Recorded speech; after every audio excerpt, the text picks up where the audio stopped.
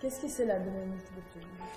Donc, la dynamique des fluides est l'étude scientifique des mouvements des fluides, qu'ils soient gazeux ou liquides, et qu'on utilise dans les calculs aéronautiques ou dans les prévisions météorologiques.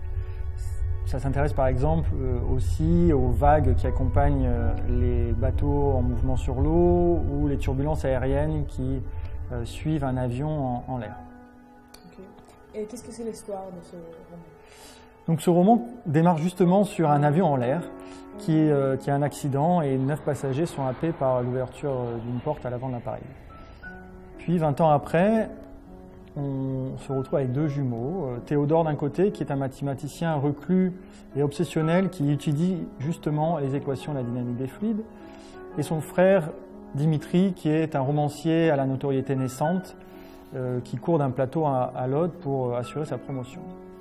Et puis soudain, Dimitri disparaît dans des conditions un petit peu bizarres et laissant livrer à lui-même Théodore qui est sans ressources asociales et qui face à ces événements va avoir une réaction de regain de fraternité et va vouloir enquêter et comprendre ce qui est arrivé à son frère. Et finalement, chacun de leur côté, les 2 jumeaux vont retourner sur leur passé, essayer de comprendre un peu plus en amont jusqu'au drame de leur enfance, ce qui leur est arrivé et comment ils ont vécu ce drame, essayant de répondre chacun à leur manière à la question qu'ils se posent, qui est quelle est la part d'humanité qui reste quand on a tout enlevé. Et l'histoire de ce roman, c'est l'histoire de cicatrices qu'on porte en nous, qui nous marquent soit sur la peau, soit dans notre âme, et qui est le fruit de nos événements passés et de la manière dont on les a vécus et intériorisés. Est-ce que c'est votre premier roman? Oui, La dynamique des fluides est mon premier roman, écrit à New York, où je vis.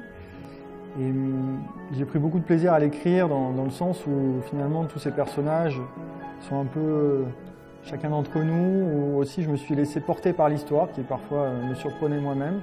Et puis voilà, finalement écrire pour moi c'est un moment où je quitte la réalité en dur pour me plonger dans un monde fictionnel qui a l'apparence de la réalité mais le goût de l'imaginaire.